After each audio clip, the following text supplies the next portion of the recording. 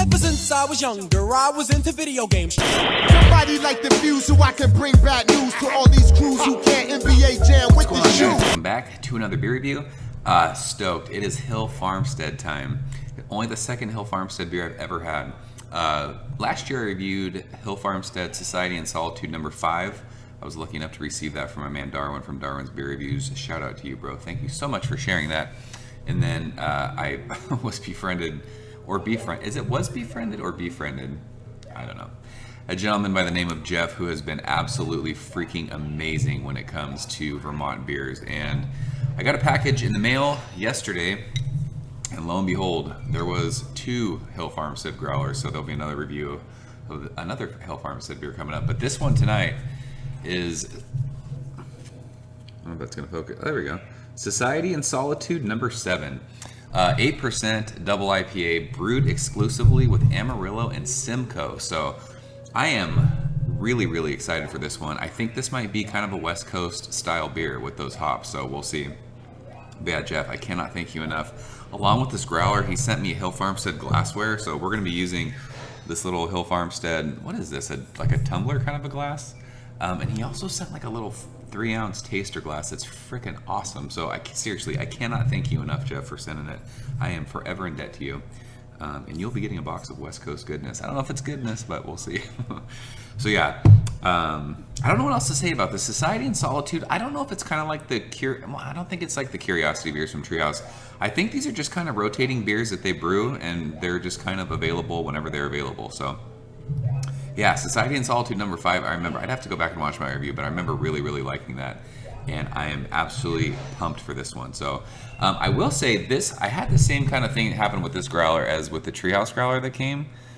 That little lip is up, and when I opened this, it was packed awesome, but this bottle was sticky and you could kind of smell beer. So I think this might have leaked a little bit. So not sure what's going to happen with carb. The same thing happened with my Good Morning growler that I got from Treehouse. Not from Treehouse. I don't want to misspeak and say that.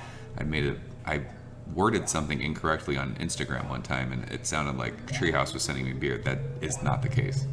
But yeah, a Treehouse growler that was sent to me, the same thing happened, but the carbonation was fine. So hopefully this one's all right. So yeah, I think that's it. There's nothing else more to say except for Geoff. Thanks, bro. Let's go ahead and check this one out. Hopefully this doesn't gush. We'll find out. This little tag says best by January 9th. Today's January 8th. I got this yesterday, so. Oh, we're good. All kinds of carbonation in there, it looks like. Let's give this a pour. Yeah, people have said with growlers, if you get them shipped and there's a little bit of leakage, so long as the top of the rubber is still intact and it's closed, you should be fine. So that was the case with this one. And wow, I can smell Simcoe.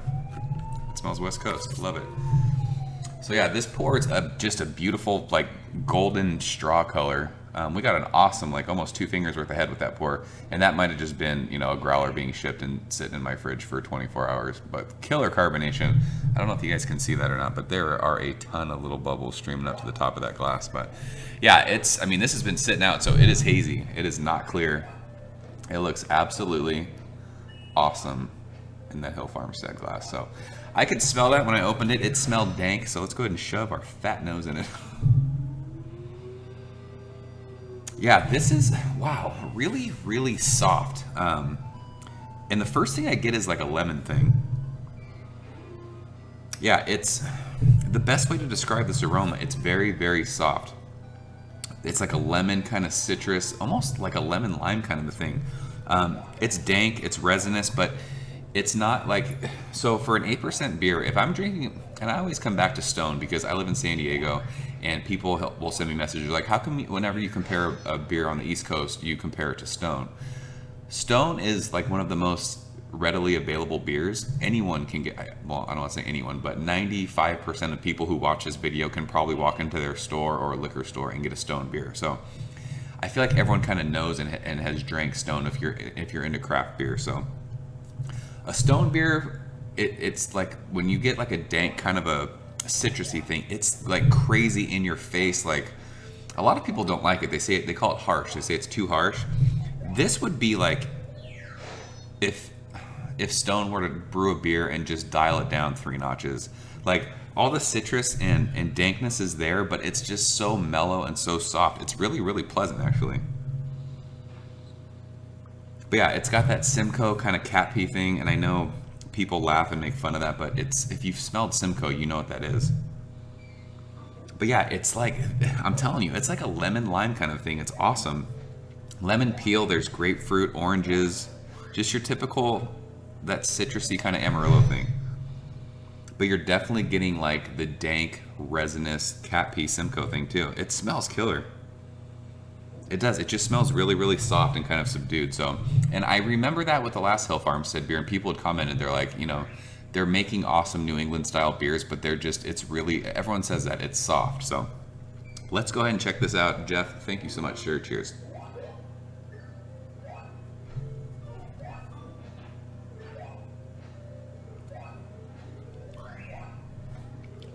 Yeah, that is Simcoe. Wow.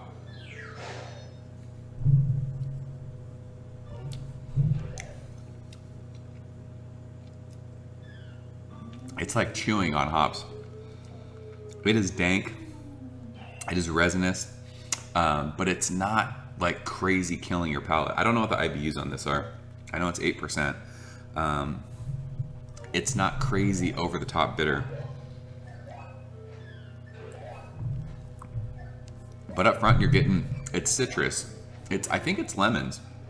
Lemon and lemon peel. And then you're getting like grapefruit, oranges, but the bitterness is just sitting on my tongue. This very much reminds me of a West Coast beer, and I figured that with Amarillo and Simcoe. There's so many beers out here that are hopped with that. It's classic West Coast style for me, but it's not crazy in your face, just overly bitter, overly hopped. You wouldn't get any kind of palate fatigue with this. Just super, super, super soft is the best way to describe it.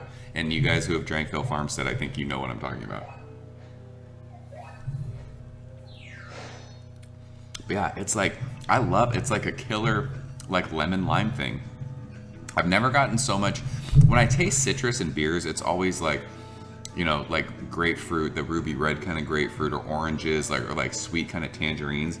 This is really, really lemon forward for me. Like I would, if someone gave this to me blind, I'd be like, did somebody brew this with like lemon peel? It's awesome. But 8%, you don't smell booze, you're not tasting it. Really, really balanced. The bitterness is there, but it finishes with like sweet citrus. So it's not, it doesn't kill your tongue. The bitterness lingers. Finish is really, really dry.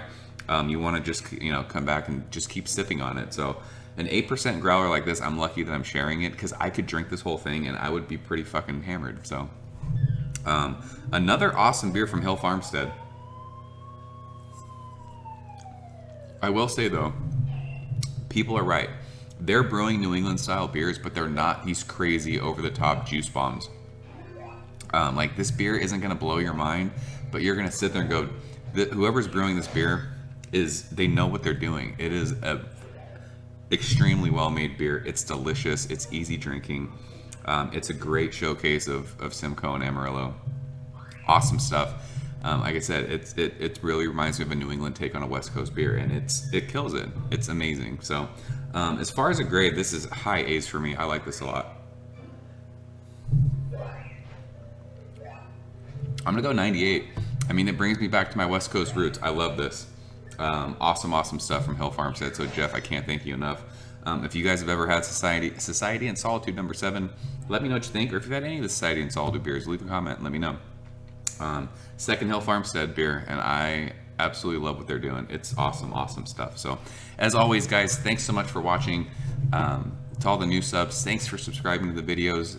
There's so many new people that are commenting on videos, and I absolutely love it. I love hanging out and talking to you guys. So leave a comment if you ever had Hill Farmstead. Let me know what you think. And yeah, I'll see you guys next time. Cheers. Thanks, Geoff. Ever since I was younger, I was into video games. Somebody like the views so I can bring bad news to all these crews who can't NBA jam with the shoe.